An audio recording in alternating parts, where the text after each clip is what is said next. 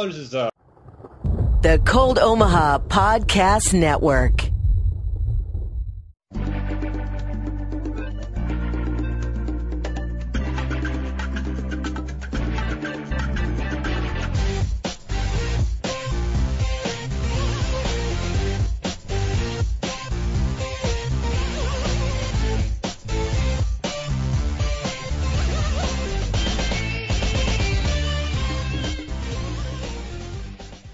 Hello and welcome to Procedurally Generated. I'm Henry Bell, and joining me today are Tom Schreier and Brandon Bowling. Guys, how's it going?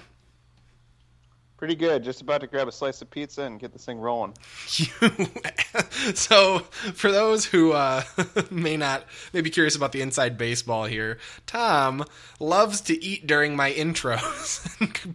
Just put the fear of God in me that he's just going to start munching on crackers in the middle of the show.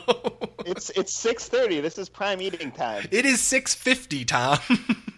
It's 6:30 somewhere. Yeah, 6:30 was 20 minutes ago when we were waiting for you to start your meal. I was enjoying my pizza. I went and got a little Papa Murphy's. Oh, for Christ's sake. Do it yourself, man. All right, well, fair enough. I'm a little jealous, I won't lie. Anyways, though, we're going to be getting things started here with a quick preview of the news.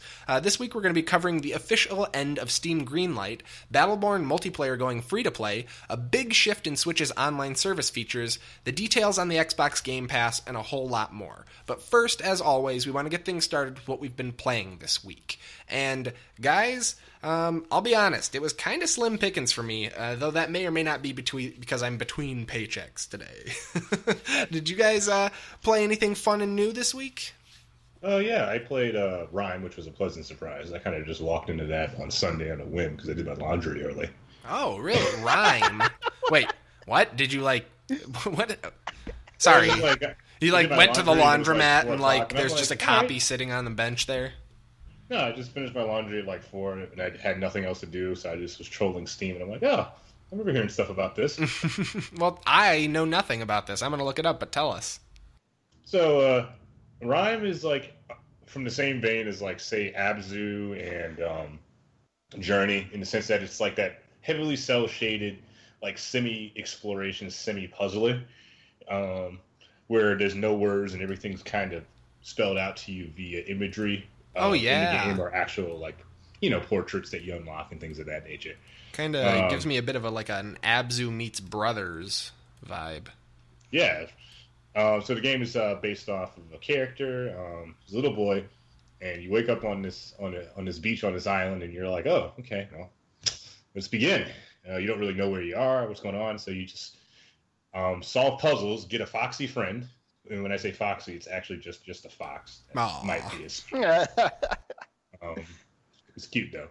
And you just go around solving light puzzles while you're trying to piece together how you got to this island and what mysteries that you see that unfold as you travel. This game is really good. I like it a lot. Gameplay-wise, it's super simple. You can't really die. Is it Is it just like a 3D platformer puzzler, kind of? Yep, primarily. Okay. You have simple platforming-based puzzles, and you have a couple of environmental issues that you have to deal with as you progress through the story. Oh, yeah? The story starts off on this island. There's a giant tower that you are scaling, and each level has a different biome you explore and basically solve to get through. The story in this is so freaking good. Oh, yeah? No spoilers. I won't, but this is the first game ever that made me cry. I was just like, oh, are you serious? Wow, really?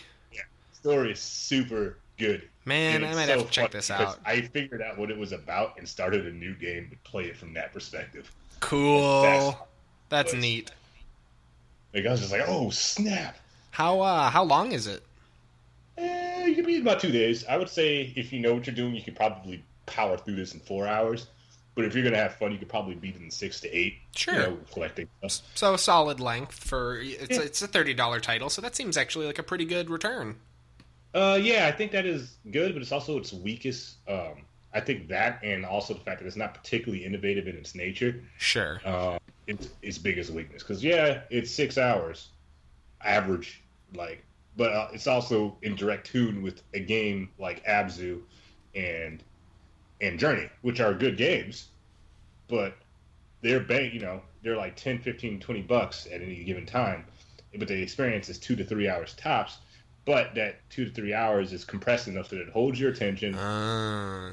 You think that Rime is maybe a little simple? Maybe it like outstays its welcome because it's not doing a whole lot, or what? The main sell in this game is the story, but getting to that point can be a little bit, I wouldn't say daunting, but tiresome. Maybe a little bit high of a puzzle to story ratio. Exactly. Gotcha. Yeah, I can get that. Yeah, because like I said, the puzzles aren't particularly, if the puzzles were slightly more complex and a bit fun, well, they are fun, but a little bit more complex, and what I would find is more thinkers, something that's going to make you itch maybe your more brain. creative. Yeah. I would be more like inclined to be like, yeah, this is great, but honestly, sure. Doing easy puzzles for 6 hours is probably going to grind on some people. I think it's fine because the biomes are so good. Like, the art is amazing. The music score is dope. Actually, that was one of my initial clues to the story was the music. If you study music, you can understand like certain like melodies and tunes and how they affect your psyche. And I was like, oh, wait a minute, I know some of these stuff. I studied this in college, and I'm like, that's cool. Yeah, and it's kind of like a lot of like the stuff you hear like in English, like there's a lot of figuratism, except from a visual perspective rather than written. Sure. That's really cool. This seems like a really solid kind of sleeper. Like, it's got very positive reviews on Steam. I can't believe that I have... I think I did hear about this, but I think the only thing I heard about this was, like, isn't this one of the fastest games ever cracked?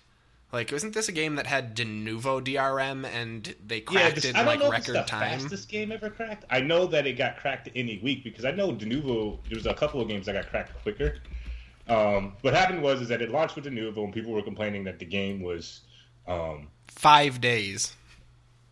Yeah, I heard it was one that might have been tied with Resident Evil 7 for the fastest crack. That was the one. So what happened was that it launched with the Nuvo. People were pissed because they were saying it was slowing down the game.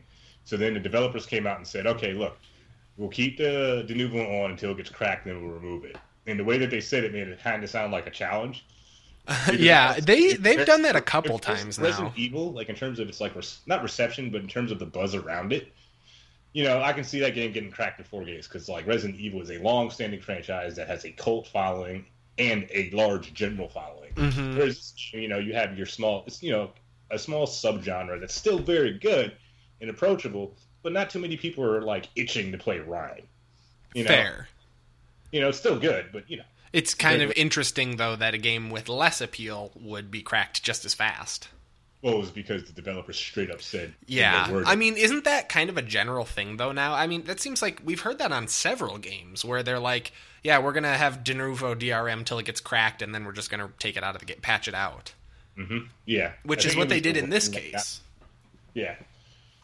And then once they let it go, there was an update on Steam that says, okay, it's been cracked and we verified it, so we're removing the de novo, and people just started buying it more.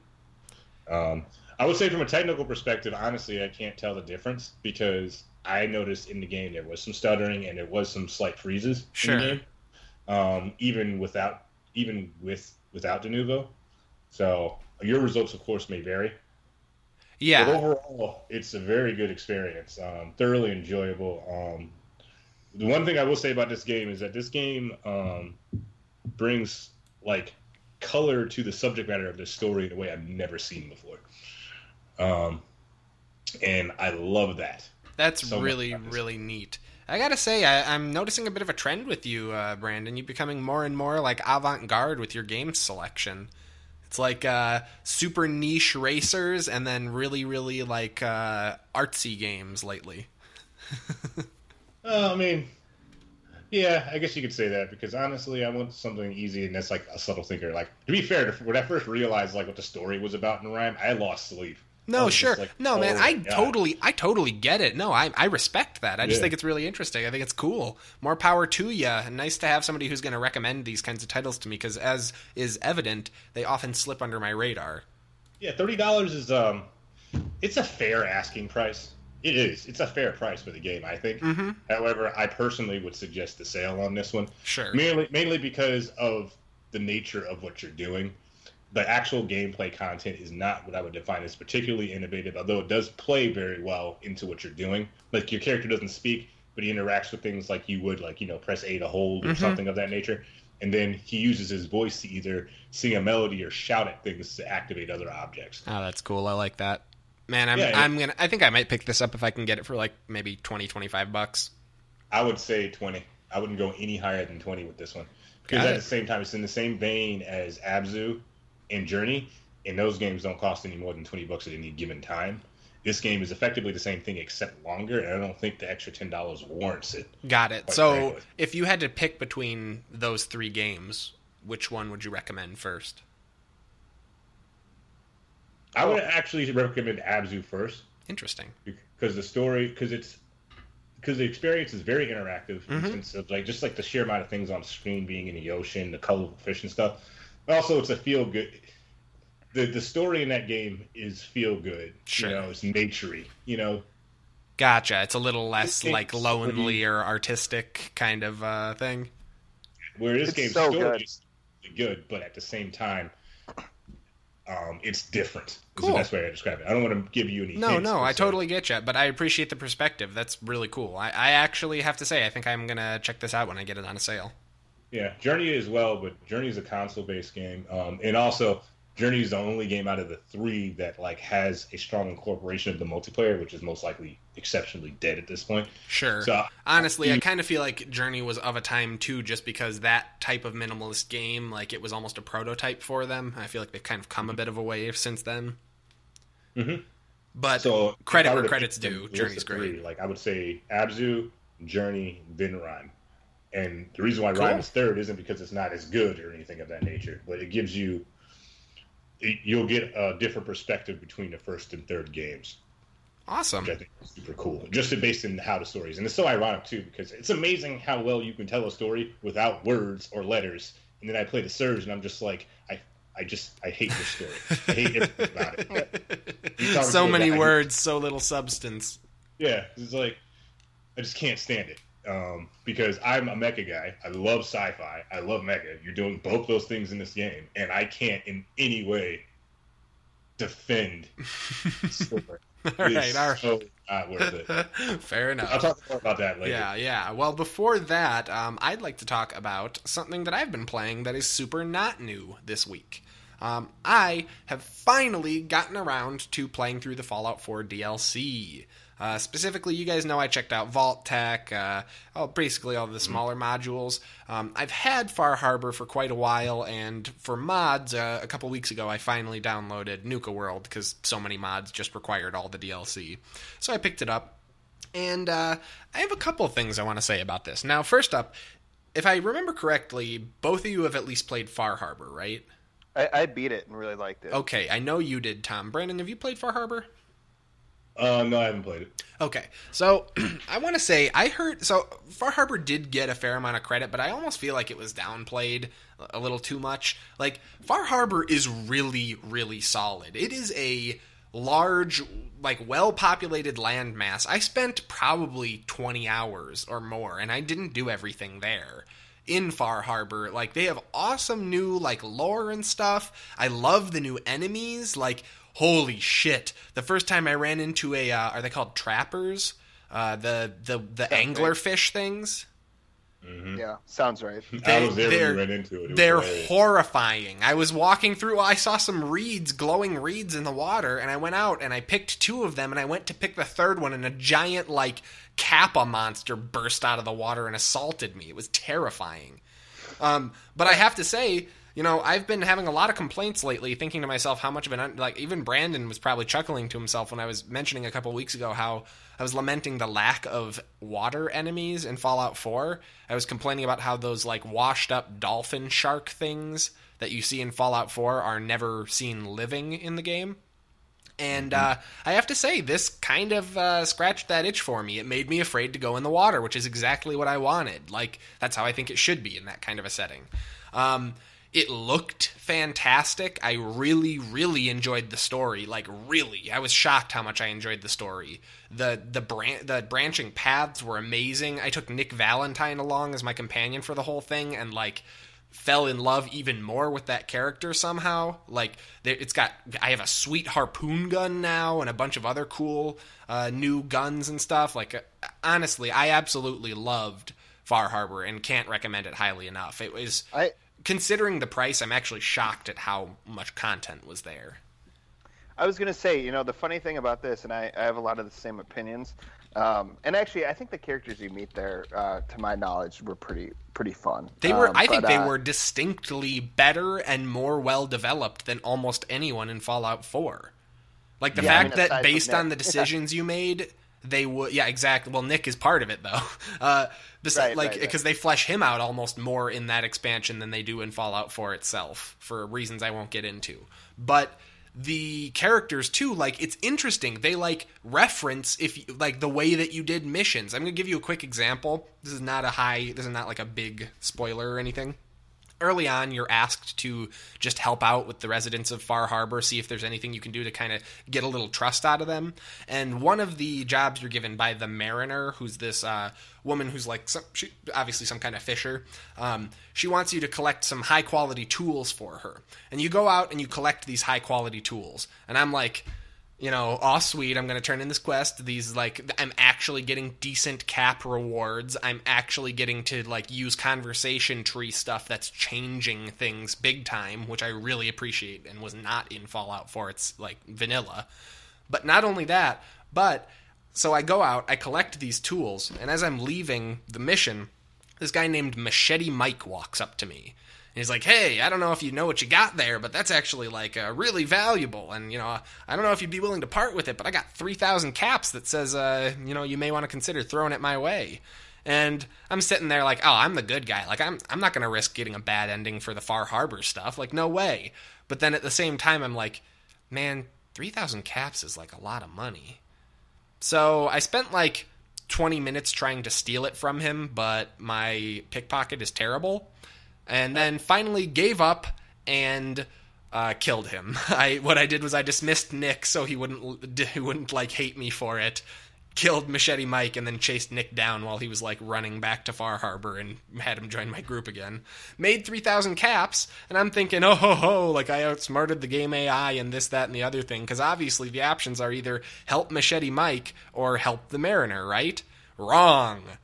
Later in the game, at I'm not going to go into detail about when this happens, there's a point where various characters vouch for you based on missions that you've done, and the Mariner comes out, and I'm thinking she's going to be like, yeah, he hooked me up with the tools, because, I got the quest rewards. She never said anything about it or anything.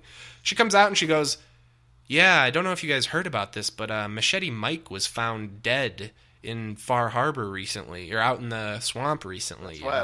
Do you, I have a feeling that the outsider may have been involved. And I was like, oh shit! They added an ending that has real heft based on a third option that I wouldn't even consider to be, a real option for the quest.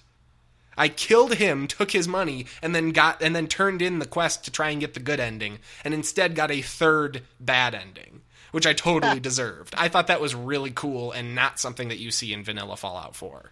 I think they spent a lot of time on this one. I think it almost could have been its own game. It feels like a Shivering Isles style expansion, like a proper $30, $40 expansion for one of the older Bethesda games. And so I guess my only disappointment coming away from this is nothing in Far Harbor. I think even going back a step, it's just a sweet setting. It just is awesome. I think it's a lot more than that. In fact, I'll be honest, the setting was, I will say, the fog started to get to me after a while, and the fact that it was always dark, I definitely was ready to get back to the Commonwealth at the end of my 22 hours just to see a little bit of green. But to clarify my statement, sorry, I'm not saying that's the only good thing about it. I'm saying I like the setting. I agree. The setting was great, but I mean the story was amazing. Oh, I agree. So I'm just saying, I think this did the setting really well. My disappointment is the other DLC just doesn't hold a candle to any of this stuff. Well, actually, that's the thing I'm about to get to. Okay. So last thoughts on Far Harbor. absolutely, if you have not picked this up and you're even remotely a fan of Fallout 4, even if you found Fallout 4 underwhelming and disappointing because you're like a diehard Fallout fan, this is the DLC for you. If you're a New Vegas fan who thought Fallout 4 was for casuals, this is the closest thing you're going to get to a New Vegas quality, like, storytelling and quests. So, that's interesting. I highly recommend it. It goes on sale all the time. New Vegas is like my favorite. Yeah, well, exactly, and I would say Far Harbor is the closest thing to that level of quality. I would highly recommend picking it up on a sale, and you know what? Even if you can't get it on a sale, the game's not that old. It's probably worth, what is it? Like, for Far Harbor, just the add-on, isn't it like $20? 25 or something? Yeah, well, 20 hours of content for $20 is fair. Yeah, I mean, I don't know. I'm going to pull it up real quick just to confirm. It is... Oh, don't make me enter my date of birth, Steam. Get out of here. 25. Thank you. $25. I think it's absolutely worth that. Definitely. But the other thing I played was Nuka World. And Tom, I can tell already, and I'm happy about it, that you disagree with me. So, let's talk Nuka World for a minute. Nuka World, I am going to spoil a little bit here, but there's not really a whole lot of story to Nuka World. Like, the real story in Nuka World is the setting, plus the little micro stories for each area in it, which I won't go into detail on. But the overarching story is, you're going to a theme park, it's full of bandits. You can, if you're evil, you can side with the bandits and spread out into the Commonwealth, and you can actually knock over your own settlements and establish raider settlements. Or you can be a good guy, and you go in, and you can do a fair amount of the normal quests that you do, good or evil, and then at a certain point, you can clear all of the bandits out of... You're told to clear all the bandits out of Nuka World, and then it's over. Now, here's the thing. One of the biggest complaints I've heard about this DLC is that it's, like, there's not enough to it, and I don't know where that's coming from. There's tons of awesome quests and set pieces in Nuka World, and there's so much content that I got bored halfway through, and had to come back to it a week later. Like, I shouldn't say I got bored. I should say there's so much content to it that, like, it took me multiple weeks to clear it all. And to be fair, I played it for a solid week as a good character without having to kill the bandits or anything. Like, there's a lot of content there, and it is a big area with a lot of little stories to tell. Like, Tom, I'm curious, what is it that you thought was so... I mean, I didn't feel like it was the same kind of expansion. This was more of a awesome new world space rather than an awesome new, like, main quest, which is more what, Far Harbor was. But what is it that you didn't like about Nuka World? Yeah, I mean, I agree with that. It's a new space. I actually thought it was a cool, it was a creative setting. It's in my opinion, a much better setting than Far Harbor. It's fucking Coca-Cola Disneyland. It's so good. It's hilarious. Like, the references, like the you go through It's a Small World, but with Nuka-Cola Quantum filling the river.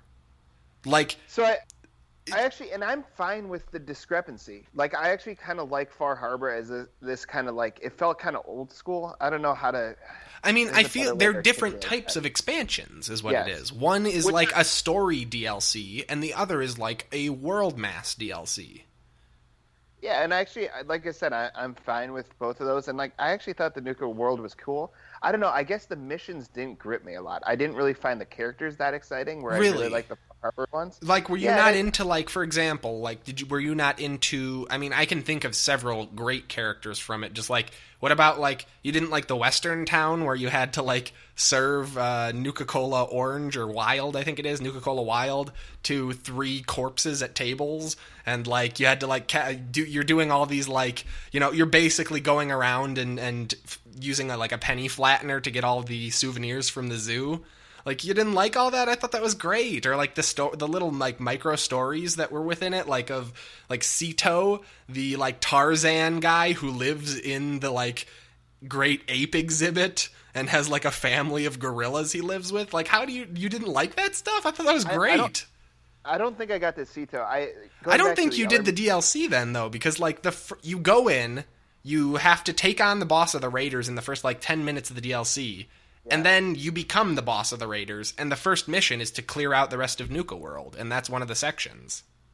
Yeah, and it may be just like how my game's loaded and whatever. I'm pretty sure I cleared 3 of the sections. Like one of them, I'm pretty certain was glitched out or something. Like, well, there's 6, I think. So there's the like small world, the Western world, the galactic world, the I'm trying to think, and the galactic world is huge with multiple massive set pieces. And it had did I say the like gorilla one? Yeah. I'm blanking, but there's at least 5, possibly 6. And then in addition to that, there's several major side quests that are really great. Like, you didn't like the Scientology side quest? No, I mean, there's funny. With the spacesuits and the UFO that they think is the like UFO ride that they think is a real spaceship. Yeah, I think for this one you really have to appreciate the references, and it's not that they're not well done or whatever. I guess, and again, I don't know that you did though. Like, I mean, those were good missions. I thought, like, much better than most of the Fallout 4 missions. Yeah, at least. I mean, God, this feels like so long ago. It probably was just like a year, but barely that I played it. But I mean, I don't know. I felt like there was enough. They added in AK-47s. Like, they added in like a bunch of sweet new power armor designs. Like, you can get sweet Nuka-Cola style power armor. You can I did like that, you can craft all the different types of Nuka-Cola and make special new types of Nuka-Cola using like special mixer machines, which is also awesome. You can now make Nuka-Cola that increases your carry weight. Like, yeah, there's so much good stuff in there.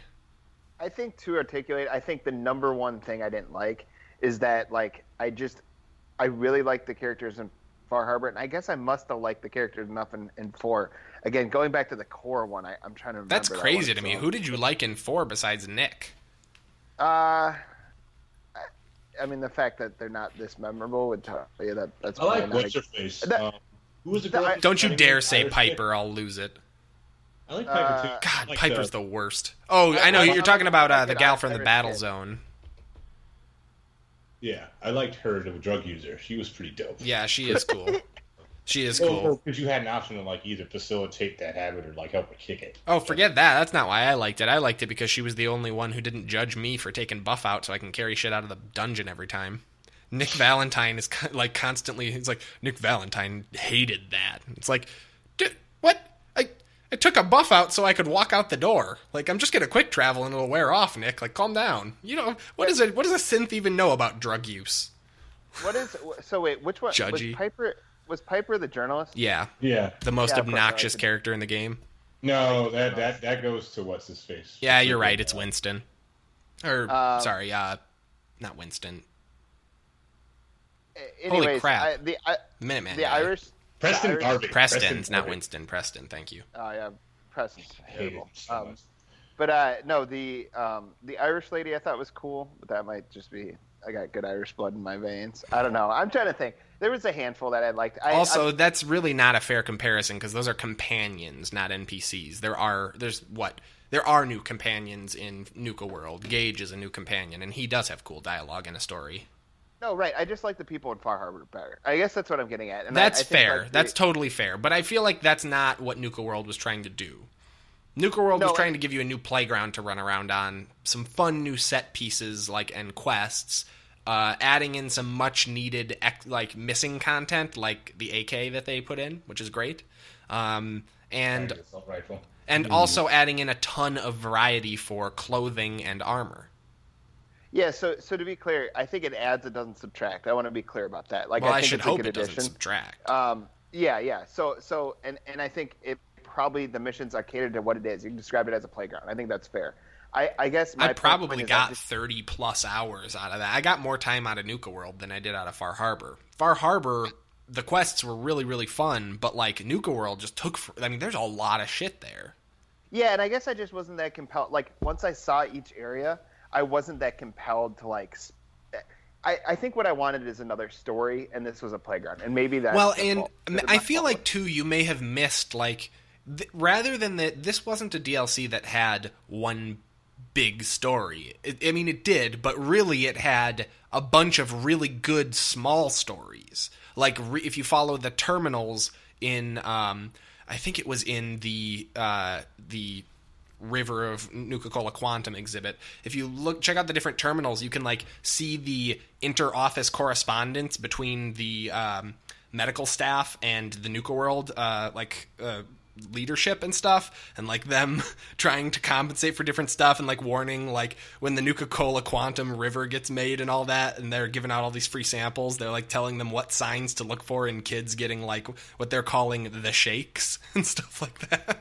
Like, I don't know, I thought the writing was really, really good in Nuka World. Maybe it just wasn't like it wasn't like forced on you. Like if you didn't look for it, you might have missed it. Yeah, and I think the bottom line is I just wanted more like Far Harbor type DLC. Like that, I think that's you just wanted another really good story, because that's the thing is that I maintain Far Harbor had a way better story than Fallout 4, so that's a reasonable hope, but I feel like maybe a bit of a reaching expectation, only because of their track record with Fallout 4. Yeah, no, that's fair. I guess what I'm getting at is, and to be clear, I'm not trying to attack your thoughts on this. The consensus of the internet was that Nuka World was a disappointment, it seems, and I don't quite get it. That's kind of who I'm really speaking to, is I was kind of built up. I don't know about you guys, but when I got Nuka World, my thought was, okay, I'm going to be buying this thing that everyone says is not great. I'm finally getting around to picking it up. And I was really shocked at how much I enjoyed it, I guess, is what I want to say. I think that if you are a fan of the actual, like, gameplay loop of the game, and you enjoy checking out, like, the new guns and seeing, like, the awesome new, like, you can now get, like, crazy, like, acid pop style, like, paint jobs on your AK. It just looks like somebody just took, like, 4 different colors of neon paint and just like waved the brushes at it. Somebody just like chugged like 4 bottles of aerosol paint and just shat on the gun. Sure, yeah. It's really, I mean, it's cool. They added in a lot of bright, colorful, cool stuff, and I really enjoyed it, and still am, because I'm still running around and doing side quests in it at the moment. But yeah, that said, sorry, that was like 20 minutes on a game that's a year and a half old, but I had a lot of fun playing it, so I just wanted to touch on it. Tom, what have you been playing this week? Yeah, unfortunately, my game of choice is and I suppose I have 2, but my game of choice is... Don't say Prey. Don't do it. It literally was about to come out of my mouth. Like, I pray you're not going to say Prey. Listen. I have requests from 2 of my people on the podcast saying we want to do a spoiler cast at some point, and I'm playing the game. Hey, and I fair enough. I love that game. Fair enough. I don't want to say any more because it is very spoilerish. And then Overwatch, and I think that we'll touch on a little bit with the articles, the news we're going over, just because unfortunately this is. I mean, I know they have the year-long anniversary. I mean, it's fine. I'm mostly playing because my friends are still on it, but it's not as intriguing as some of the other updates they've done in the past. Fair. Yeah. Cool. Well, Brandon, what else you been playing? I've jumped back. Well, as I've been playing all these other games in the races, I've actually just used those to just like top off whatever time I do not playing the Surge. So I've played this for about 3 weeks now.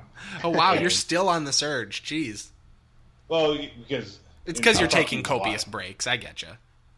Well, there's that, and then also like, a grind is still a grind at the end of the day, and I made a decision to like upgrade all my weapons a specific type of way. Why, Brandon? Because they're all cool.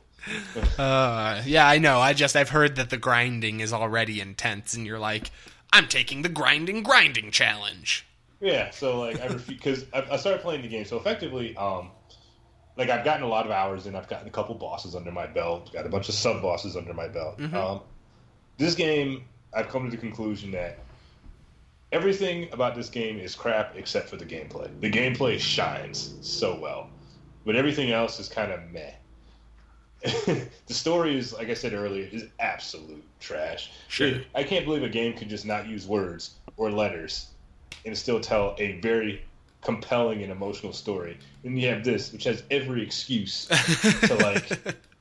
to actually tell a good story. And this is where my main concern is, because this is not even spoiler worthy, because it's just not good. You start the game, and the twist that they give you right early in the game that makes the game compelling is your character is disabled. And you're like, oh, this is different, because every character I play is a meathead. more or less, in these types of games, right? So he's obviously getting this job at Krios, which is the main facility that you're at, so that he can walk again because they have exosuits, the main facet of the game, right? Yeah. Your goal is to walk again, right? So then so things happen. You wake up in a ditch, and all of a sudden you have the exosuit on. You're like, oh, I have the exosuit, and you straggle around, you walk again, you're super happy. You go to your first campfire effectively, and they say, look, your suit's about to die. You have to get this thing in order to get your suit to just work.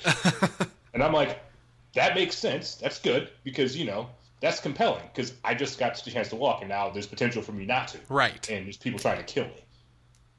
5 minutes after that, 5 minutes and 3 enemies later, I get that thing. Oh.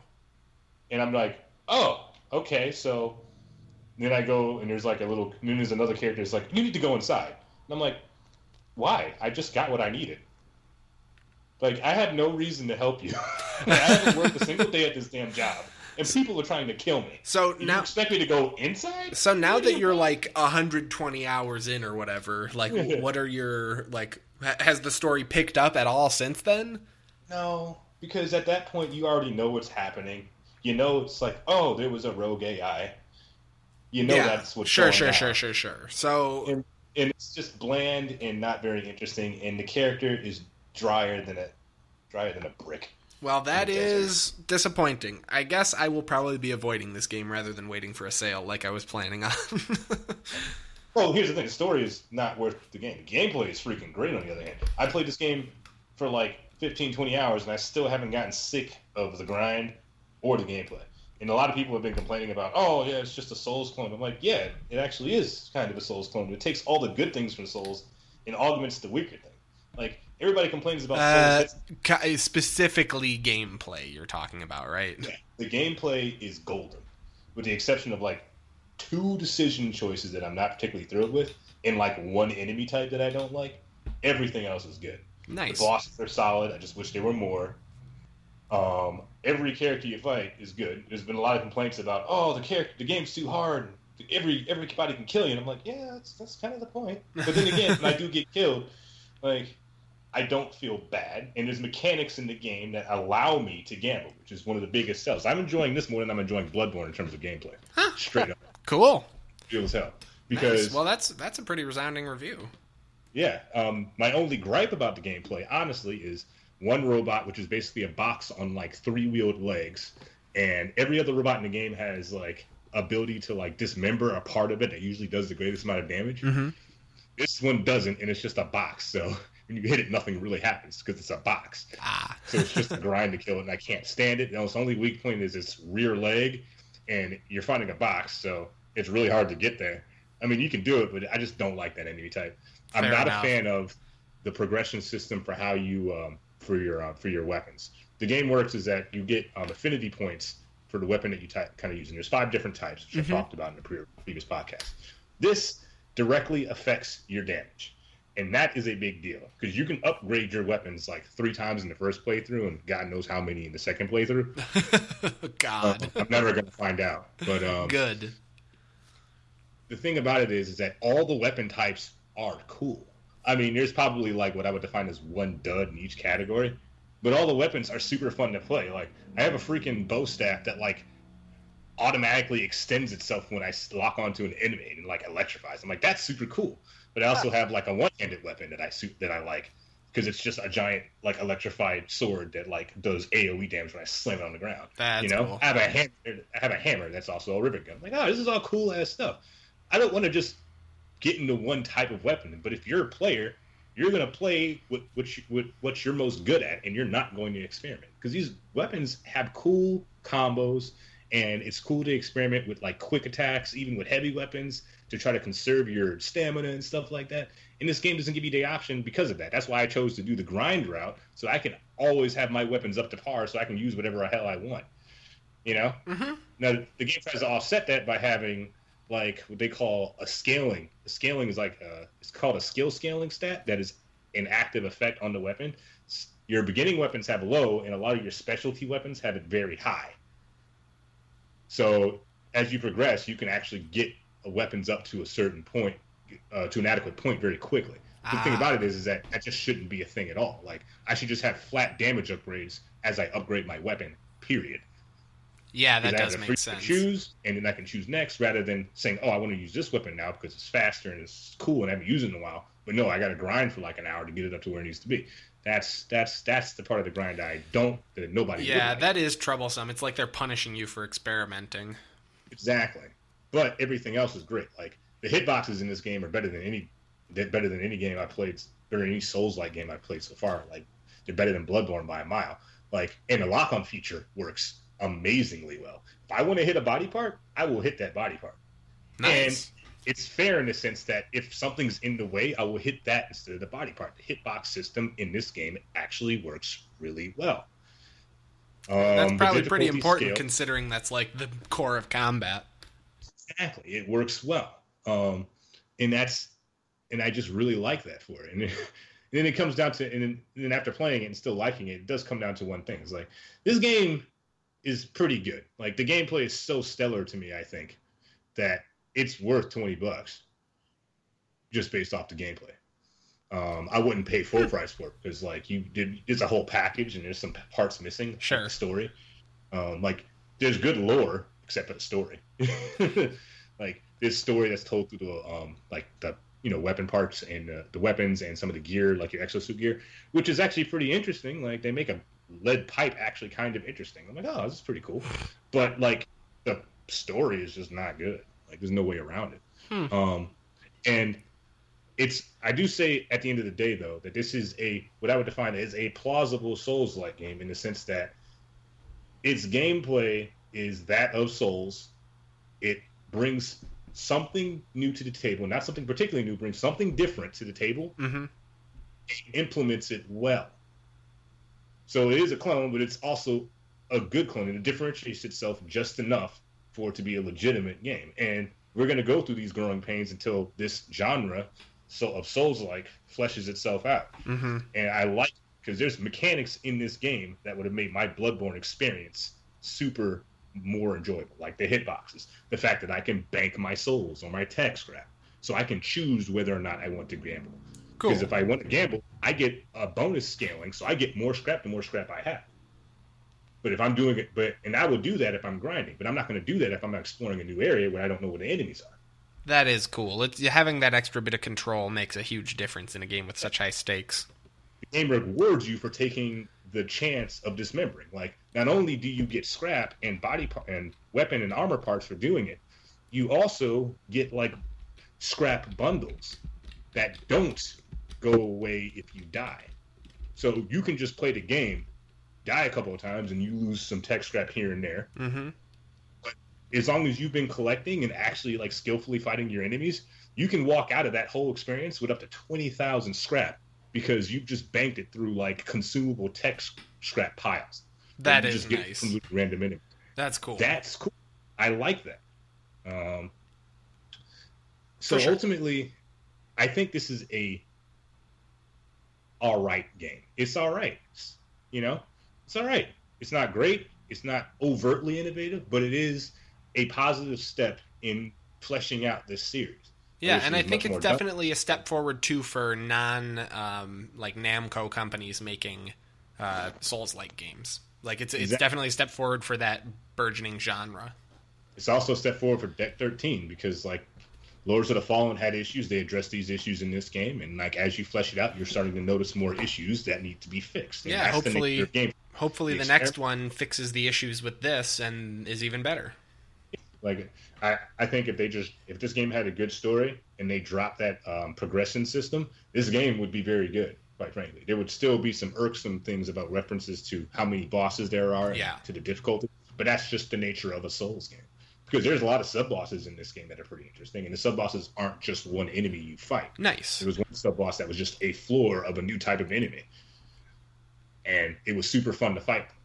So I still find joy in the gameplay. That's the only thing keeping me coming back, because there's nothing more satisfying than going to an area and just, like, acing the hell out of these guys. And also, one other thing I want to say to people... All right, last thing, though, because we got to keep moving here. Yeah. Like, the game is difficult, but the one thing it does keep from Souls is that it's fair. Every time I've died, I remember getting killed 15 times by the same guy every time I was like, all right, I did that wrong.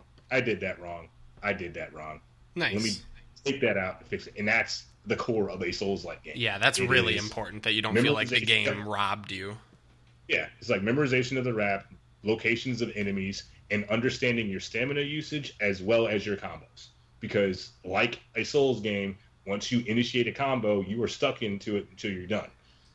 Once you understand those 4 facets, like the game, just like any other Souls game, is a breeze. It's just a shame that, like in Souls games, when you do the second playthrough, that's the playthrough that's good because you know what you're doing. You're not going to probably get that in the search because I don't think this game warrants a second playthrough. Got it. Cool. And that's all I have to say about that. And that's the last I'm going to say about the search. Just wanted to get that out because I played enough of it to have a feel. No, for sure. I appreciate the detailed insight only because, like, especially in a game that has such long legs, I think it's important to talk about the potential fatigue that you can experience in those longer games. Exactly. And also just kind of changing perspectives. But, yeah, awesome. Well, I got one thing I just want to touch on really quick, and then we will go to our break. But there is one other game I played this week that was actually new, though calling it a game is maybe a bit of a stretch. The new Crazy Taxi mobile game just came out. Specifically, Crazy Taxi Gazillionaire. This is the new clicker from Sega, basically taking a bunch of Crazy Taxi drivers from the series over the years, throwing them into a single clicker where it's a little more interactive than your average clicker, free to play, of course. Basically, you are creating a taxi company, you're going up against a nameless corporation, or faceless, rather, corporation, who are putting out, like, self-driven taxis or whatever, but you're, like, bringing it back to the street, man. And so you're just hiring a bunch of taxis. You see little icons that pop up on a map. You click them to have your taxis drive over to them, which they actually do. Credit where credit's due. They have 3D animations for it. And then they drive to a destination. And if there's, like, certain items along the way, you can tap them and they'll, like, go off a jump. Or they'll take out a police car on the way there in classic Crazy Taxi fashion. And you get bonuses for that. And then you can upgrade your drivers, number of taxis, and eventually move on to different maps as you continue to expand. As a clicker game, I'd say it is slightly above average, although it requires a little bit too much attention, I think, for the genre. Just making you constantly be clicking the different popping up icons on the map that are moving, whereas a traditional clicker, you can just kind of tap at it without looking at it for a while and then come back and forth. As someone who plays a lot of these games, I'd say it's slightly above average. The one confusion I have, I mean, literally there's a football player that took an Uber from Chicago Midway to Buffalo, New York, and the guy, when he got in the car, thought he was going to Buffalo Wild Wings in Chicago, of course. So literally like a $700 Uber, plus he left like a $300 tip. Sure. The thing is, like, hold up, stop. Go ahead. I feel like after the first 15 minutes, you would have realized you were not going where you're supposed to go. No. He did, no. And then the guy clarified. He's like, "No, I need to go to Buffalo, New York. I'm like a member of the Buffalo Bills." And the guy was like, "Oh," and so I'm sure he knew he was a pro athlete. He was going to get some cash out of it. But sure. Anyways, the point being is, like, in our Uber, Lyft crazy world, where, I mean, like, I talk to Lyft and Uber drivers all the time that have just these whack stories. Like, how is there not, like, even like an indie, and it doesn't need to be a $60 title, but someone who just has, like, puts you in ridiculous situations. I mean, because that happened already, and it was Crazy Taxi, and they went through their, like, heyday a decade and a half ago. Yeah, I feel like you could update it, like, in the modern world, where you're like, I don't know. I think you could make it about the story, like just ridiculous things you'd have to do. And fair you could enough. Do it in a I feel game. like if you really want that, you should just play. Or no, forget GTA. I was gonna say just play Watch Dogs 2. They have a ton of courier missions that are great like that. They're not courier. You're literally an Uber driver, and it's crazy scenarios. Well, yeah, because you got to remember, Crazy Taxi at the time it came out did make sense. The content that was there was, good at the time. Yeah, those were great games. But you can have it completely up-res, and it'd still it wouldn't be a full AAA title worth game. It'd probably be like a $15 one. And honestly, I'd rather just go back to the originals. Yeah, I'd rather play like a remaster of the classics. I don't know. There's something to be said too about, like, Crazy Taxi is crazy and has taxis. Like, that's the whole thing. I don't know if it would work if it was like driving an Uber. Oh, no, sure. Another thing you have to realize, too, is that multiple open-world games apply that metric Yeah, because both GTA and Watch Dogs 2 did that really well. Yeah. So, I mean, after that, if the whole game... Basically what we're saying, Tom, is you're wrong and you should feel bad. Yeah, I do. My soul's been crushed. I insist. GTA Online, like, the Curry missions are there. No. Play Watch Dogs 2. They're actually really, really good and funny and well-written. Like, they're fantastic. That's right, Brandon. I'm challenging you on that. I think that's all that needs to be said on that. But yeah, I loved Old Crazy Taxi. For sure. I don't know. I just like how it started with me driving somebody, and then it ended with me skydiving off a skyscraper in GTA 5. I just thought that was ridiculous. Nice. Onto a moving truck. All right. Enough, Brandon. I don't need... We get it. Anyways, though, for now, we're going to take a quick break, but don't go anywhere because we will be right back with the news. And we're back. Okay, so without any further ado, let's jump right into the news because this weekend is E3, which means we actually got a fair amount of lead-up stuff, specifically a good amount of Nintendo news. But before we get to all that, there's a little bit of Steam news as well.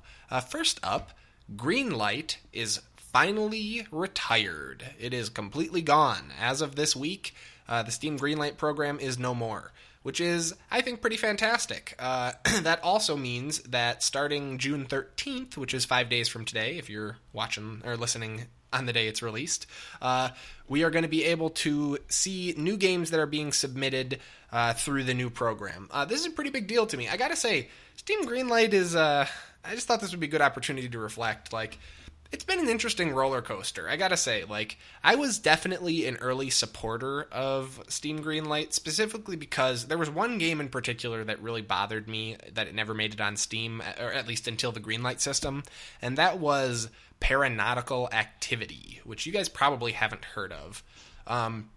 It was an indie first-person roguelike shooter, where you were running around like an abandoned sort of submarine thing, shooting like voxel-based enemies with a variety of different, like, very simple guns. It had a very simple aesthetic. It was super blocky and fun. I liked the art style, and I played a fair amount of it when it was like in its early access through non-Steam stuff. But it got a lot of, push from behind, but it could never quite get through the Steam gatekeeper system that predated Greenlight. And one of the reasons that I supported the program so much was it was one of the games that was held up as an example of something that should have been on Steam, considering some of the other garbage that was getting through, simply because, in case you guys have forgotten, previously, to avoid having your game scrutinized in order to get it on Steam, you could just have a publisher submit it. And then it would just basically get a free pass. And so there were cases of these publishing houses that were just submitting garbage, and then quality indie games couldn't make it onto the platform. So I will say, like, Greenlight had definitely had its ups and downs. It definitely had good times, but I don't think any of us will argue that we're going to miss it after the ridiculous bloated monster that Steam has become since its adoption. Like, I'm curious, what are you guys' perspectives on Greenlight? Especially, I'm curious especially to hear Brandon's thoughts, just because I know you're a later Steam adopter. So for you, I'm pretty sure Greenlight already existed when you jumped on. Yeah, Greenlight was already like not looked on very well by the time I got on, because I jumped on Steam in late 2015 or early 2016, mm-hmm.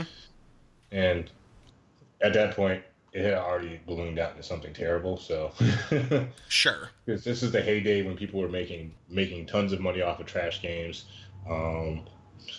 That the other issue with Steam was the gambling, which had finally come out like a couple of months after I got my Steam account. Sure, but Greenlight specifically, like, did you ever, like, were there any games that came through Greenlight that you, like, played and enjoyed, or, like, anything that maybe you think, like, wouldn't have made it without the program? No, honestly, at the time, no, because I didn't start getting, like, what I would define as a more mature library in terms of what I was looking for until, like, maybe early this year. Okay. I'm starting to pick up, like, off-kilter games. Sure. That are more, because I would have never picked up Abzu or Rime if I was playing on console, and it probably would have taken me a long time to acclimatize to the Steam library in general. Fair enough. So Greenlight was probably way out of my alley because I was so used to playing AAAs. That's all you really get on console. It's AAAs and a couple of their sourced indie games. Right, unless you're like looking on the live marketplace or something specifically not in the featured section. Exactly. You have to remember, at the end of the day, the first indie game I bought was Deserts of Karak, and that started as an indie fair game, enough. But then got scooped up by the original makers of Homeworld and became effectively one of the best RTSs, sci-fi RTSs out there, with the exception of, StarCraft. Fair, yeah. I think that's definitely a good point. Tom, do you have? I know you're not really a PC gamer, but do you have any thoughts on Greenlight? Did you like it, dislike it, have any opinion whatsoever? No, I mean, I guess my only question is thing I'm thinking of, I guess, is I may be missing out on games like Abzu. I mean, I played that one because it was on sale and kind of featured on Xbox. But because I don't use Greenlight or Steam or anything, it's possible that there's some indie titles that just kind of, I only know Rime because one of the podcasts I've listened to, they interviewed the guy who created it. Sure. So I don't know. But otherwise, I mean, the impression I've gotten is how many great games came out of this? Are there a whole bunch? And are you like, man, yes. My library's chock I would full? say Yes? I wouldn't say my library's chock full because of Steam Greenlight, but I would say a ton of great games came through Steam Greenlight. The vast majority were trash, but a lot of great games that maybe wouldn't have made it onto Steam did come through Steam Greenlight, and I think Paranautical Activity was a really good example. And how will you get access to those games going forward? Well, we're going to be touching on that, actually. I don't want to spoil a later news story, but the new Steam Direct program is replacing Steam Greenlight, which we've touched on previously, but there's been some new developments in that as well. And you know what? Forget it. I was going to put it towards the end of the show, but we'll just throw it in here because it makes sense. So moving along with this, the program that is launching next week, Steam Direct, that had some changes announced as well. Specifically, this is the new program we talked about that is going to have a buy-in cost for each game submitted rather than a weird popularity contest. And they're hoping that combined with the new trading card system is going to mitigate the amount of shovelware and exploitative games that are being released, like specifically to make money on the Steam marketplace rather than to actually sell a game. The new fee is $100. It's a $100 licensing fee to put your game on Steam, and it is a recoupable fee, meaning that if your game makes at least $1,000, at least according to what they've said, you will get that money back. So basically, you just have to prove that you're submitting a legitimate game and that there is some interest in it. A decent amount. Not a huge amount of interest, but a decent amount. I mean, I think this is fair. If this was like an Overwatch team and you had to drop $20,000 to get on here or something, I'd probably be like, yeah. Sure. But I feel like you should be able to come up with $100, or at least kind of bet on yourself with it. To specify, though, it was originally going to be $500, and then they dropped it to $100 because of mass complaining. So, I mean, let's not think it was either $100 or $20,000. What do you think when it's $100 or $500? Because I have to say, I kind of feel like I'm a little torn on this, because $100 seems like too little to me. Like, I'm sorry. Like $250 or something. If I was going to go between the ranges. I'd say $250. I'd say $500 is not, maybe $400 is, I mean, if you're spending, months of your time, presumably, putting together a game, like, you honestly, in all that time, can't scrounge up, like, a couple $100. Like, I get that they're trying to appeal. I mean, maybe I'm being unfair or because I'm thinking USD, but as far as, like, money goes, I don't know, $100 in the grand scheme of things. I feel like even somebody who's working, like, in high school or something can come up with $100. I mean, people go to concerts and stuff. Like, what, $100? Skip the bar for a couple weekends. Like... I think the point, though, is that, like, the barrier to entry shouldn't be super high. There just has to be some sort of barrier. But do you think $100 is any sort of barrier? It's more like a speed bump. Would you even call it a speed bump? That's kind of what I... It depends on how fast you go over them. I have a truck, so I just roll over those bad boys at, like, 40. That's kind of my point. My concern is that a lot of these bloatware development houses, they release a lot of stuff, and I don't feel like... I mean, I have to imagine they're making more than $100. Maybe it's because it's part and parcel with the trading card changes, but I have to assume that even the terrible games they're producing are making more than $100, more than $100, in profits. So it would still be, a worthy investment, it seems like. Mm-hmm. Again, though, I don't know exactly how the trading card changes shake out. Yeah, I mean, I think it's fine. I think it's a stop sign. I think it's acceptable. I feel like it's more of a yield, if anything, though. $100? Yeah, I mean, I think it's kind of the no stop or no cop, no stop. I think there's probably going to be some people that kind of take that philosophy with this, but like, to me, it seems like a stop sign. And I'm getting way too far into this. Yeah, like, your analogy doesn't even work. That isn't very. Okay. Drop the analogy because it doesn't work at all. But not a stop sign. That's kind of the whole point. But the main concern for me is that $100, from the perspective of someone who's running a business, you're right. $100 to an individual, an indie developer who's working full time, living hand to mouth in very specific circumstances, $100 could be a lot, or at least the most that they could, I guess, spare or something like that.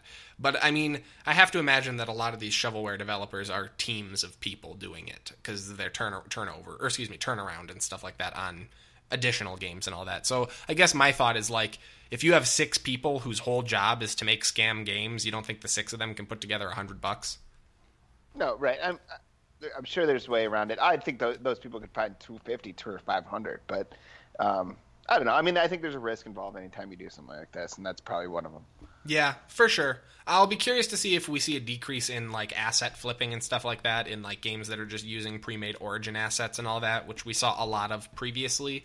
I'll be curious to see if the amount of effort put into stuff is kind of goes up now that there are a couple of additional ways that they're trying to prevent really truly non-game games from getting on the platform, or at least getting traction.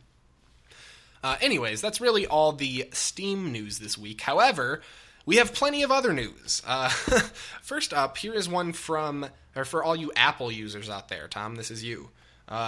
If you use the App Store and have ever bought apps, you may want to take a look at if they are 32 or 64-bit. That is because the App Store with iOS 9 is going to be going fully 64-bit only. And a lot of app developers are out there trying to update their games. Most of the most popular stuff and timeless stuff has already been updated for 64-bit support. But there's a lot of games out there that either can't or won't be updated. And in the next, I think, month and a half, they are going to be eventually completely removed from the store. They'll be temporarily available via direct links, but a lot of them are just going to be removed, which I think is kind of a good thing. It's pretty important that they clean house every once in a while. It's a little crazy, though, just thinking about the number of games that people have likely purchased that they won't be able to play anymore. But yeah, there's a lot of money there. What are you guys' reactions to this? I guess I'm not entirely happy with it just because it seems like once you purchase something, if it's presented as a purchase, you should be able to process it. Until it kind of wears out. But isn't that untrue of all digital content? True. And I think the second part, and I may be completely misunderstanding this, but isn't 32-bit like an aesthetic that people like? Or is that no different than 64? Okay.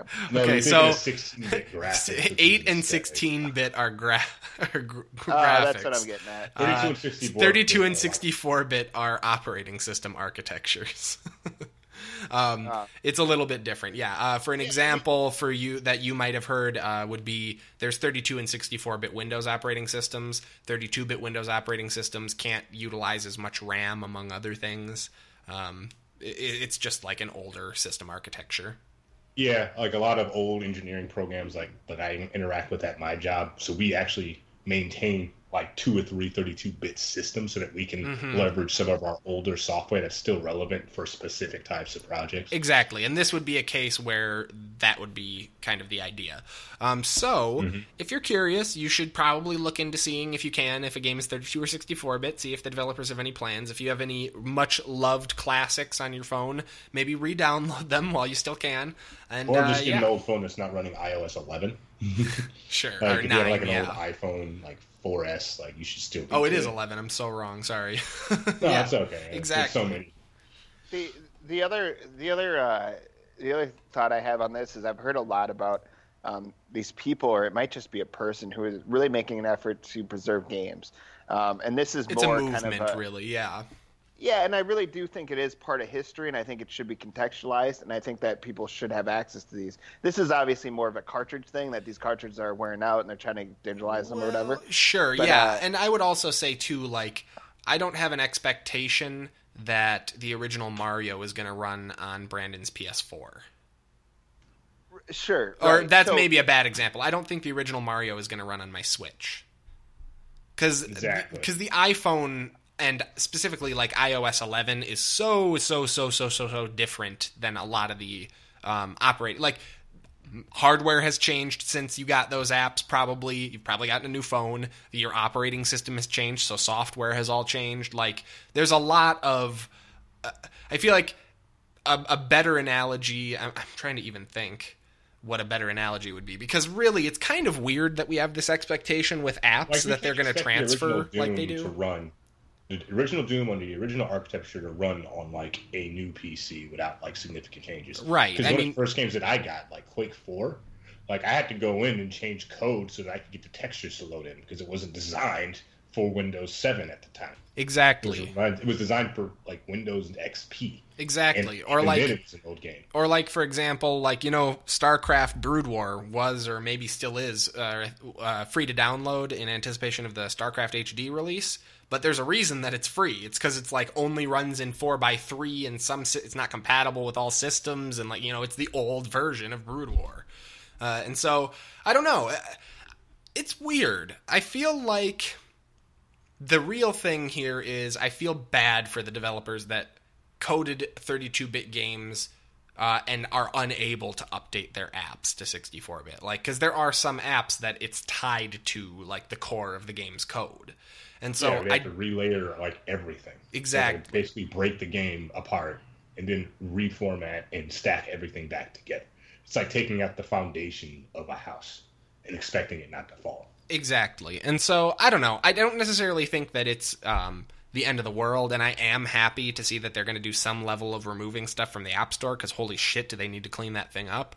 But overall, it is kind of a disappointment for people who out there who may be, like, huge fans of some older games, because there are some great classic games that even I still bust out on my, you know, on my Android that I got, back before, like, 7-8 years ago that I still pull out once in a blue moon, you know?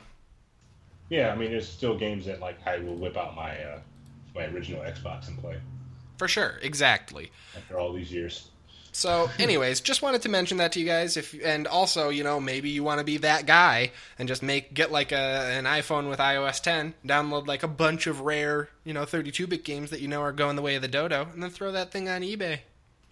Just saying, you know you're going to see it. Yeah, there's money there. Anyways, though, moving right along, we have some interesting news out of Battleborn, and that is that the multiplayer is now free to play.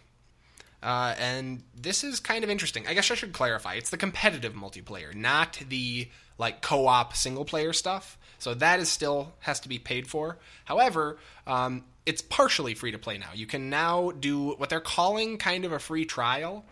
Basically, you get access to a rotating selection of 6 of the heroes, a la League of Legends and many other games that have the rotating free roster. And there's, out of the 30 total options, and you basically can just play through the game, get basic unlocks and stuff for free. But it's not the kind of thing, it doesn't sound like, where you can eventually, like, get all the content in the game. It's more like a demo kind of thing, almost. I think this is cool from the perspective of... I mean, am I the only one who's played Battleborn? I think so. Yeah, you're the only one. Yeah, I played a fair amount of the single-player stuff. I'll be honest, this is the opposite of what I would have done if I was them. I would have said, you can have the single-player for free, but we all know you want to play with your friends, and that's what's going to cost extra. Because this is a game where the single-player, I think, is a lot better than the multiplayer. But I don't... because of the way that they're gating it, you have to you can't just, like, check out 1 or 2 missions. You have to actually just get the game, which is interesting. It's also... go ahead. I would say the flip side is it does obviously reduce the barrier to entry. So if one person plays it and they're like, oh, this is sweet, all of their friends technically can too. I suppose that's the flip side of that. But well, I guess. But remember, the single player did have co-op. Yeah. True. Yeah. That's what big sells was. Because the co-op in that game was what differentiated it from Overwatch. Yeah. I mean, honestly, regardless... Well, I want to clarify here, actually, for a sec. This game is not that much... Like, I think it's kind of unfair to call this game an Overwatch clone. It is a crazy, zany first-person shooter with cartoony graphics, but it's much more like... It's wave-based. It's got tons of different kinds of power-ups you're collecting the whole time. The story modes have, like... active plots that are moving forward as you go. Like, the characters don't play like clones of Overwatch characters. Like, I want to give credit where credit's due. This is no Paladins. Like, this is actually its own thing. It's a shame that so many people conflated it with with Overwatch. Then again, at the same time, I'd say it's kind of just a shame in general, because I don't think it's that great of a game. I wouldn't really recommend it to anyone, per se, for free. Check it out, but I think the multiplayer modes are pretty weak, personally. But yeah, maybe it's up your alley and you want to give it a shot, since it is, free, which is nice. For those of you who did purchase the full game before it went free to play, you get a bunch of special founder stuff, mostly skins and loot packs and some extra credits and stuff. So yeah, I don't know, pretty interesting. It's interesting seeing the trend of games more and more that we're seeing that start out paid and then go free to play. It's kind of interesting to me because I feel like Battleborn may have had more potential if they had launched free to play. Yeah, I think that's true. I feel like they wanted to. They're like, a lot of these companies are going free to play to try and recoup some of the costs, and I'm like, man, if you had launched free to play, you could have built a player base and then added on, packs that cost money later on. I'm actually surprised Overwatch has like a $30 million. Not because it is an amazing game. I play it all the time. It's more like I'm surprised. Without being free to play, like all those people paid to play that game. Yeah, and that's the other thing I was going to say is it would have made sense for Battleborn to launch free to play, because it would have made it given it a leg up on Overwatch to some extent, because there were a lot of people who couldn't afford Overwatch for a while, and I remember them all crying and going on Reddit and stuff begging people to buy it for them. Like, a free to play option would have probably bolstered the player count significantly. Yeah. Anyways, though, if you have been curious about it, you can check it out now for free. Next up, we finally have some of the pre-E3 news. We got some pretty cool and also kind of underwhelming info from the Nintendo Treehouse, or whatever they're calling it this year, their little pre-show conference, where they did their Pokemon-specific one this time. Specifically, they talked about Pokemon Ultra Sun and Moon, the upcoming sequel, spin-off, expansion, I don't really know, to Sun and Moon. Apparently it's going to have its own new story, but it is, to me, it sounds like it's more or less of a full-blown new game and more of like they took the existing landmass in Pokemon and like did a different story. It's kind of weird. But I'm relatively intrigued. Unfortunately, it is only going to be coming to 3DS as far as we know. There are no plans at this time to bring it to the Switch. When you say 3DS, is it coming to all like DS platforms or just the 3DS? Well, I mean all 3DS platforms. Remember, the 3DS is a different platform from the DS. What, a 2DS? The 2DS is a 3DS. Oh, okay. Yes. The 2DS is a type of 3DS. So just to be clear, the 3DS, the 3DS XL, the new 3DS XL, the 2DS, and the new 2DS are all 3DSs. Clear as mud. Just, it's Nintendo, okay? This is what they do. They come up with terrible names and confuse the shit out of everybody. I'm just going to blame it on you. It's not my fault. But anyways. Feel my ire. Yeah. It's basically, I'm bummed because I really wanted a first-party Pokemon game on the Switch. Badly. This was our chance to have really cool, good Pokemon graphics. I want a fully 3D Pokemon game that, like, can make use of, like, Zelda-style quality. I don't know. This was a bit of a frustration for me, because I was like, Ultra Sun and Moon? New campaign? Reason to play it again? And then, like, 3DS. I'm like, God damn it. I haven't busted out my 3DS since I got my Switch. I don't want to deal with that. I might have honestly gotten a Switch if this was on there. I'm not kidding. It's a real bummer. I mean, it's worth noting the Switch has only been out for a little while, and I think it was kind of a surprise announcement even to developers. So I think that there's going to be a fairly long lag time before we start getting a lot of these Switch-developed titles. However, that's, that doesn't make me feel much better right now. You guys know I get a lot of use out of my Switch, so I don't necessarily feel bad about my purchase, but I imagine people who, haven't been buying additional titles since Zelda are getting pretty frustrated with the lack of first-party titles. I can understand that. Yeah. Wait, all right, you guys still with me? Wake up. We got more. I mean, that's it, though. We got more E3 news for sure. All right, next up, we have another Pokemon game. This one, which is coming to Switch. It's Pokken Tournament, the flop fighting game. Yeah. Is this actually a flop, or what's going on with this game? All I know is that people don't like it.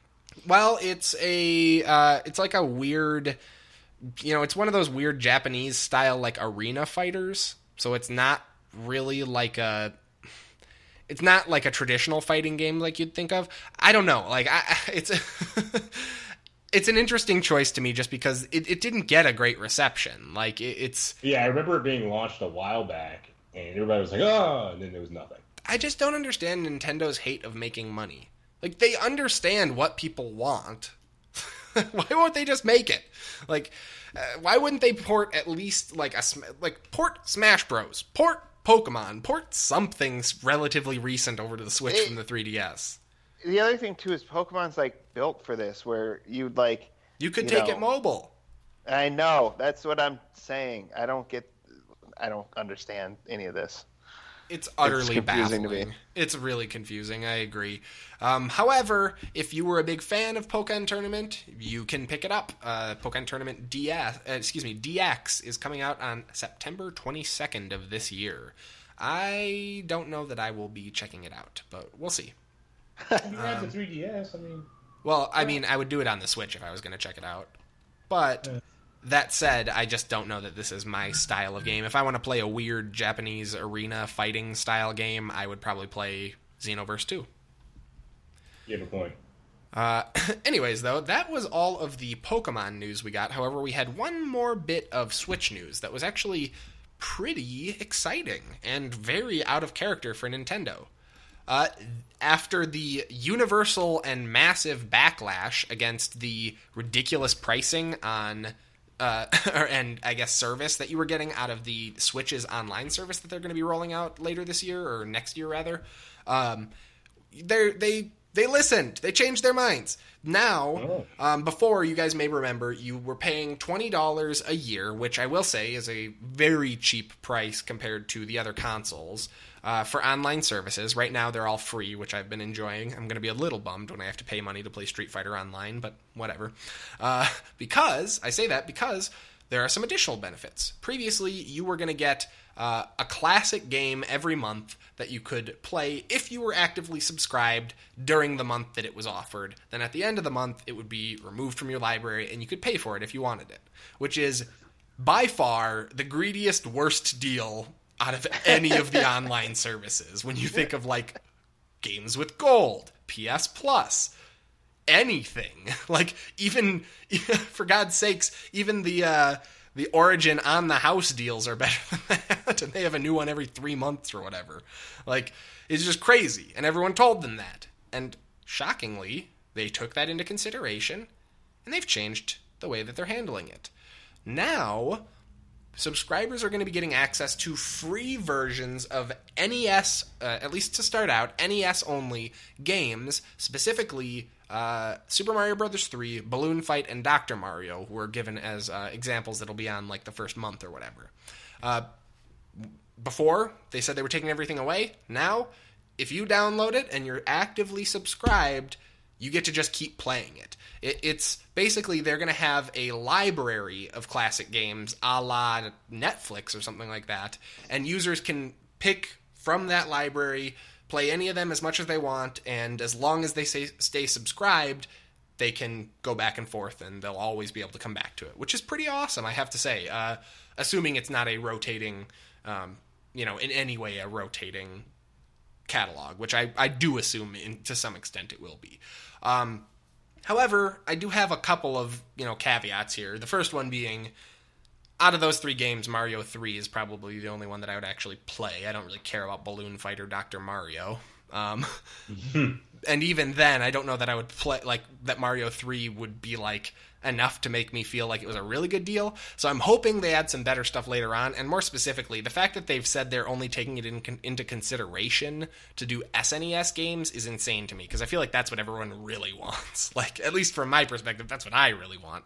I consider the Super Nintendo to have a vastly superior library to the NES. Like, what do you guys think about this? I agree with that last point. The Super Nintendo, I think, does have a better library. I feel like Nintendo, the original Nintendo, it really comes down to like Duck Hunt, which that would take some work to import that. Kind of the original Mario, and then, I mean, I'm missing something, but I feel like Super Nintendo was kind of they had Mario World with Yoshi, they had Mario Kart, they kind of, a lot of those things started up then. So I agree with that. I like the idea because you're leveraging some of your most popular titles, and it's something very different than what you'd get on an Xbox or PlayStation, obviously.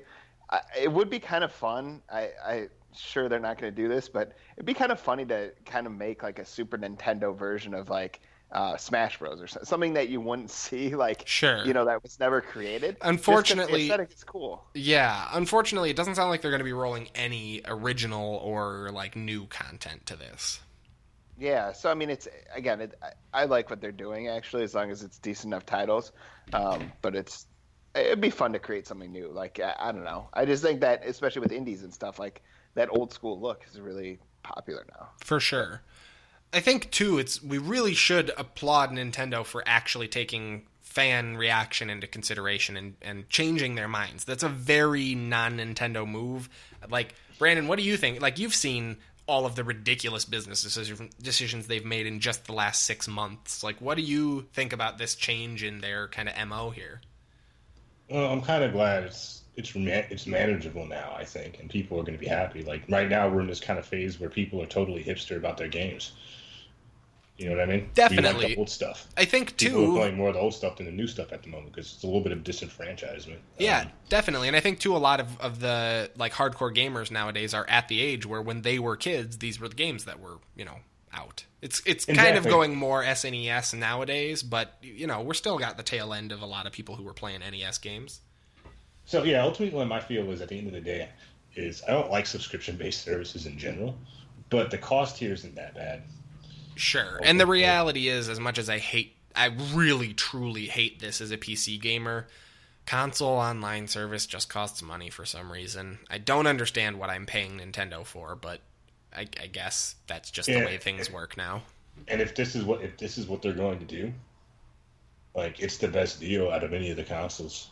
Yeah, period. Definitely. I mean, $20 a year is a fantastic price, and I certainly can't argue with that. That's basically the main reason that I'm okay with this, or that it doesn't bother me, is just like, I mean, really, $20 a year is nothing. Another thing, too, is, like, they also give you even more laughable options, like $4 a month. I mean, $4 and at 3 months for $8.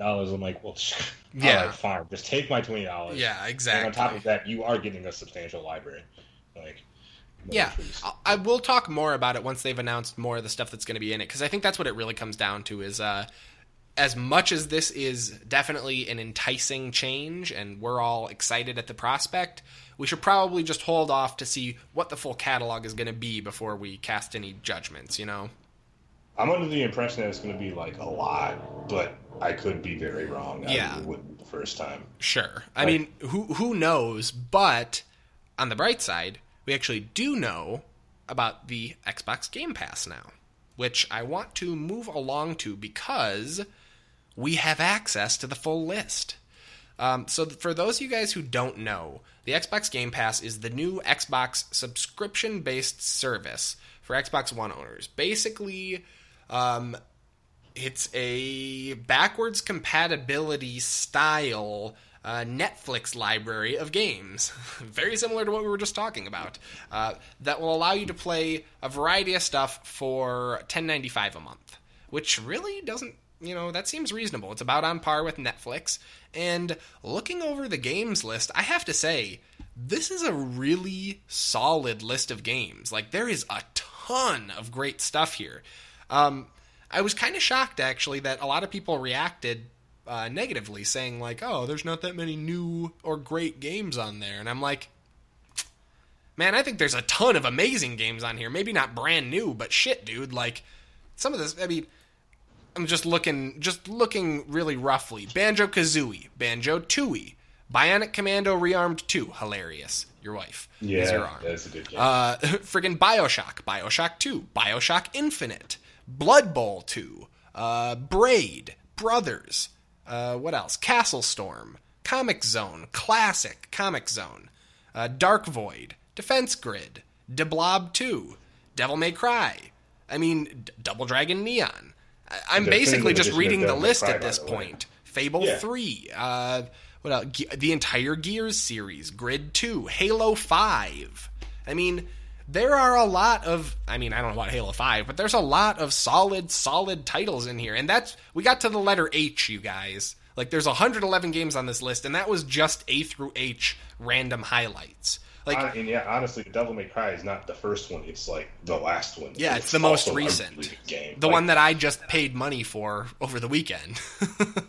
Oh, the irony. Yeah, well, I don't care. I wouldn't do it with Xbox anyways, but this is a solid deal. There's a ton of fantastic games in here. Saints Row 4, the Game of the Year edition. Like, there's a lot of really good, time-consuming and fun games in here. The Strider remake. Just, like, a lot of good stuff. I don't know. I'm really impressed by this listing. What are your thoughts, Tom? You've been kind of quiet. That I love, like Dark Void. Tom's the only one of us with an Xbox One. I'm curious. Like, what is your reaction to this? So this is something that I'd naturally be inclined to do. I mean, I use a lot of services. You're cheap ass? What are you talking about? I'm a cheap ass that subscribes to just offhand HBO, Netflix, Dora. I'm trying to think of what's Dora. Like the Explorer? Let's focus. Pandora. Oh my God, Tom, I hate you so much. Oh my God, your fucking terrible abbreviations. Fuck you, Tom. Fuck you. Are you fucking serious? I'm cutting his mic. We had a conversation about this last week on and off the air. Fucking Dora? Motherfucker, that's an actual thing. It's a kid's show. All right. Everybody just... Tom? I would literally drive over Tom? Don't do that. Now listen, we get it. You have subscriptions. I don't want you to tell us about any more. You just tell us about what you think about the service. Motherfucker. My point being, a few initial impressions. Like, I'd be inclined to do something like this. I do think that it was probably an overreaction on the negative side. However, like, if I got this, I mean, part of it is just like for me to just buy BioShock, which at some time I will play. That's probably going to cost me $10. So, yeah. So I don't know. I mean, I think the only issue is like I got that Rare Replay.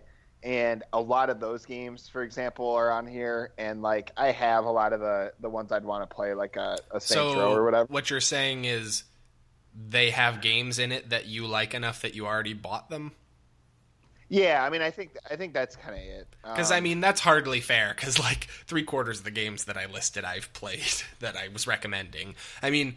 You also have to remember, too, just because you own them, it's still a level of convenience to be able to play them on an updated system. Exactly. I mean, for Christ's sake, Comic Zone is a Genesis game. Thank you for mentioning that, Brandon. I forgot to highlight that. This is not streaming like Sony's weird-ass service. This is, you have the subscription, you download the game, and as long as you have an active internet connection to verify that you're currently subscribed, you can play anything locally on your system, so no weird latency or anything. And then once they take it off, though, you're done, right? I believe so. Yes. My understanding is that this is straight up Netflix style. So I think the thing for me is I'd want to see a few cycles of this so that it's like, for example, if it ends up being if like the $10.95 is justified just for BioShock, that makes sense. Except if there's no other good games in 5 months, I'll be like, wow, I just paid $50 for BioShock. Well, dude, they have that's a fair point. But if you have been playing BioShock for 5 months, that's your own fault. To be fair, you do have a habit of stretching games, my friend. I mean, honestly, Tom, just from the games that I named, that's 1,000 hours of gameplay. I mean, that's 5 months worth of games there easy. Right. I mean, I think it kind of depends. For me, to make an actual purchase, I'm going to want to see multiple cycles to see how long they keep games on, how often they refresh. I mean, that's fair. Like, yeah, I get that. I can understand. The only thing I want to say is that I think that this is a good rollout. It's a strong start, but it is just a start. I would like to see how this progresses. They have a huge library to choose from. There's also, there could be reoccurring games. So Gears can be on and they take it off and, bring it back. Because, think of it this way. Nobody's ever thought of this yet. This system could also run in place with leading releases. So, let's say that Gears is up and they finally come out with another Gears. Right? Mm-hmm. Oh, well, here's the whole original series. Play through that before you get started on the new one. Exactly. A couple years down the line. It'll be used as a marketing tool. Yeah, this is super interesting because there's a lot of good potential and the price is fair. Totally. And actually, Tom, something that I didn't highlight that would be very relevant for you too. First of all, they have when you do download them, you can play offline for up to 30 days. So I was mistaken. You don't always need to have an internet connection, but you do need to refresh it at least once a month so they can see that you resubbed or whatever. Second, if a game is rotated out, first up, they haven't said how long the window is, but they're going to give notice, so you'd have hopefully enough time to finish it. But if you don't finish it and it's been removed, if it was a title that was in the program when you were using it, you get a 20% discount for games and 10% off their DLC if you do decide to purchase. Before they go out. So while it's still in the rotation and it's leaving, you can get a fifth off the price. It's interesting. I think over time this is going to become more and more popular. I just think it's the way things are going. I just think a lot of it's how people got their music with Pandora, Spotify, or Netflix, Hulu, whatever. I think the point is, I think they're let's judge this in 6 months. I'm very curious where this is in 6 months. Definitely. Well, that's I said, fair. Great start. Let's see if they keep the steam. I see what you mean there. Yeah, well, literally, I don't know, because Steam's pretty solid. No worries. That's a great line to close things out on. As I'm sure you guys can tell, this has been procedurally generated. We hope you've enjoyed listening to the show. Please be sure to check us out on Zone Coverage and also on iTunes, where you can leave a rating or review. Please give us 5-star reviews, you guys. We got to bring those numbers up. You can also check out, if you prefer to watch on YouTube, you can, listen along. We don't have a video element yet, but it's coming, you guys. Don't worry. And I post it there on my channel, Lesser Noob. That's lesser.noob, N00B, or just search Henry Plays. I also have gameplay this week from my second series now on Oxygen Not Included, as well as some new Hearthstone decks I've been working on. Got an Elemental Hand Buff Paladin. Ooh. Anyways, though, you can also follow us on Twitter at PG_show. Thank you guys so much for listening, and as always, game on.